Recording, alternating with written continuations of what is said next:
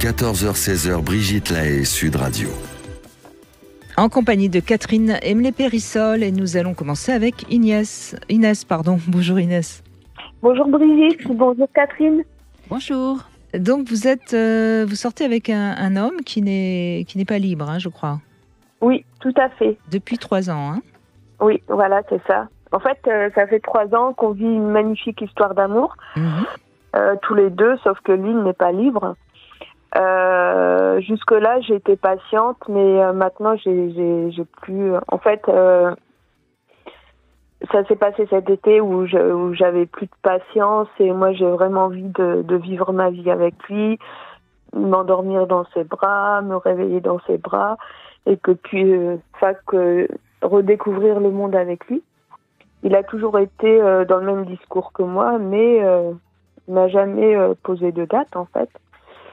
Et il me dit que c'est compliqué pour lui par rapport à ses enfants, sa femme qu'il respecte beaucoup, même s'il n'y a plus rien entre eux. Et donc après ça, moi j'ai pas envie d'attendre en fait 107 ans.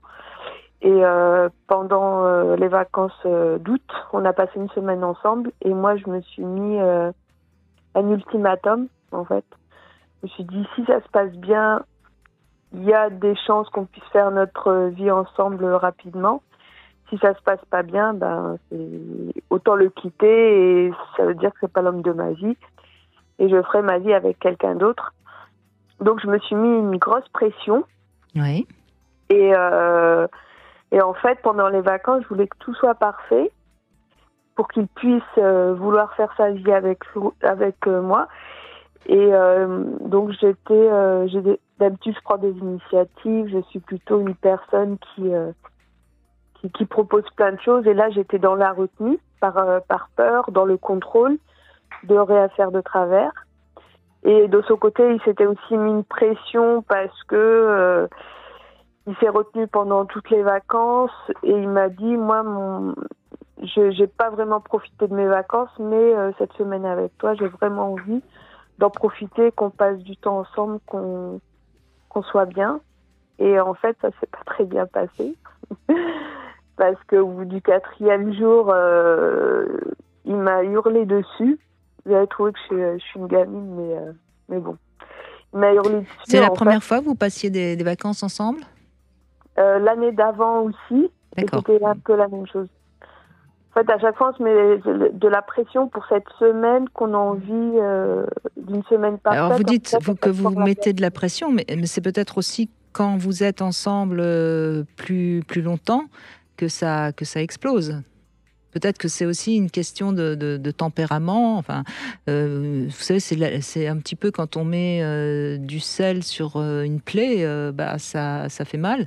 Quand vous voyez en juste quelques temps, ça passe, mais quand vous êtes ensemble plus longtemps, peut-être que ça va moins bien. Enfin, je sais pas. Hein, c'est une surtout. J'ai pas cette impression, et je pense vraiment qu'il y a beaucoup d'incompréhension, de non-dit, parce que chacun cherche à protéger l'autre, et à un moment, ça explose. Et moi, la dernière fois, j'ai pris ça comme un rejet, comme s'il me disait, en fait, il m'a dit que j'étais chiante, clairement, et que il ne me supportait plus. Donc moi, en fait, ces mots... ça, c'est assez rédhibitoire. Voilà. Et en fait, moi, je me suis dit, en fait, il veut plus de moi, il ne m'aime plus. Mais je suis assez proche de ce que dit Brigitte, au sens où, quand vous voyez moins longtemps, voire peu, cette pression à devoir que tout soit parfait, n'existe pas, et donc il y a une forme de liberté, alors que là, quand vous voyez plus longtemps, c'est comme si chacun perdait cette part de liberté ou d'autonomie ou de légèreté au profit de « il faut que ce soit parfait, comme ça je vais être choisie ». C'est ça, j'ai décidé de changer. C'est ça. Et en fait, ce que parce que je me suis questionnée sur moi, et je pense que je suis une personne hypersensible. Et en fait, la moindre chose qu'on va me dire, ça va prendre des proportions énormes, alors qu'en fait, pas du tout. Parce qu'ensuite, on en a discuté. Et justement, en parlant de libido, ensuite, on a rompu, forcément. Et j'avais plus du tout de libido, que ce soit pour lui ou pour un autre. Oui, mais de toute façon, vous avez été blessé, visiblement, et donc vous vous êtes fermé comme une huître. C'est quelque chose qu'on voit souvent chez une femme. Hein. Mais aujourd'hui, puisque c'était au mois d'août, hein, donc il y a du temps qui est passé, vous vous êtes revus, vous avez décidé de mettre fin à la relation. Qu'est-ce que vous avez décidé ? En conclusion, on s'est revus. Il m'a dit en fait que j'étais la femme de sa vie et il m'a demandé de lui laisser 2 ans pour qu'il puisse s'organiser et faire en sorte qu'on puisse faire notre vie ensemble. Et pourquoi 2 ans ? Parce que 2 ans, il y a les études de ses filles et le temps de faire en sorte de faire ce qu'il faut. Parce qu'en fait, pourquoi 2 ans ? Précisément parce que je lui ai dit que j'attendrais à l'époque. J'avais dit que j'attendrais 1 an, mais maximum 2 ans. Et 2 ans, je ne pourrais pas attendre plus de 2 ans. D'accord. Donc, il vous prend à votre propre piège, là. Ah ben, il n'a pas intérêt. C'est quand même ce qu'il fait, là, puisque il sait qu'il a ce laps de temps autorisé, donc il en profite. Mais qu'est-ce qui vous dit que dans 2 ans, il va tenir sa parole ? S'il la tient, c'est super. S'il la tient pas, c'est pas grave. D'accord. Pendant 2 ans. Vous êtes d'accord, mais si vous êtes clair avec ça aussi, ok, vous dites, je patiente, je prends encore du bon temps avec lui pendant 2 ans, et puis au bout de 2 ans, soit je l'ai pour moi, soit je le quitte. Oui, bien sûr. Si je vois qu'au bout d'1 an, il ne s'est rien passé, il n'y a pas eu de changement, clairement, c'est pas possible. Il ne va pas tout faire en 1 semaine.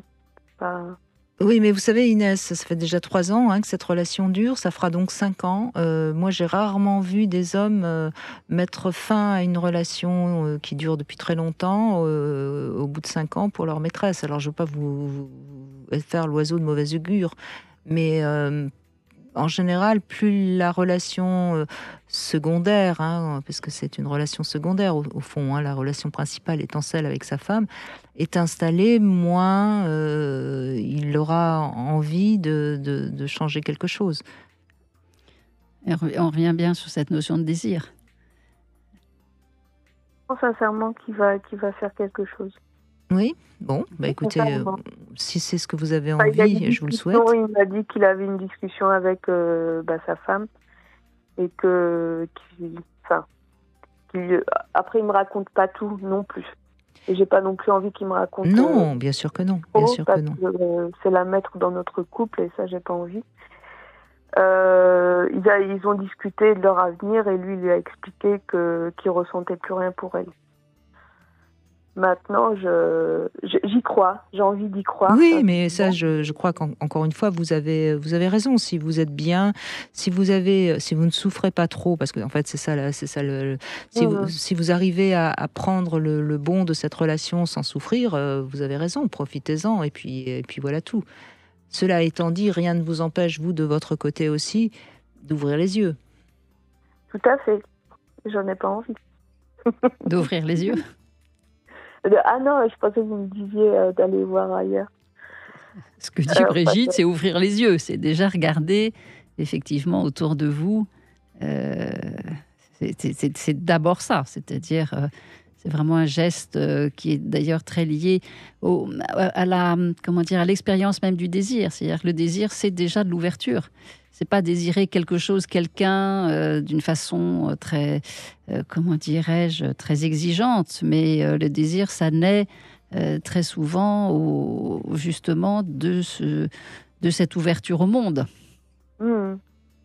Oui, parce que vous avez dit 2 choses qui me paraissent quand même importantes à souligner. Vous avez dit que vous aimeriez vous réveiller ensemble, on sent bien que vous souffrez quand même alors, est-ce que vous souffrez de solitude ou est-ce que vous souffrez qu'il ne soit pas à vos côtés et qu'il soit à côté d'une autre ? Ça, c'est aussi 2 choses qu'il faut arriver à définir parce que ça ne veut pas dire la même chose en ce qui vous concerne.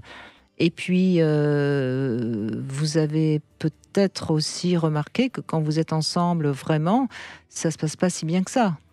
Donc, c'est peut-être un très bon amant, mais c'est peut-être pas un très bon compagnon de vie pour vous. J'ai 2 ans pour le voir. Non, mais c'est vrai, c'est tout à fait la question que je m'étais posée. Je dis finalement, en fait, on n'est pas fait pour vivre ensemble. Je n'en sais rien, mais ça vaut le coup peut-être d'élaborer tout ça pour peut-être ne pas perdre 2 ans. Mhm. Je ne sais pas, encore une fois, quel âge vous avez, si vous avez eu des enfants ou pas, parce qu'il y a cette question-là aussi, en tant que femme, qu'il faut se poser. Oui, j'ai 44 ans et donc je pense que mes enfants, ils sont grands.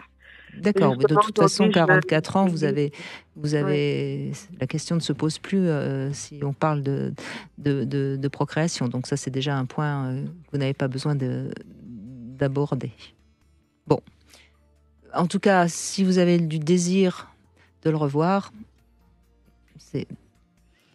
Bien sûr, je pense que elle est là. D'ailleurs, si vous appelez à propos justement du désir, c'est de pouvoir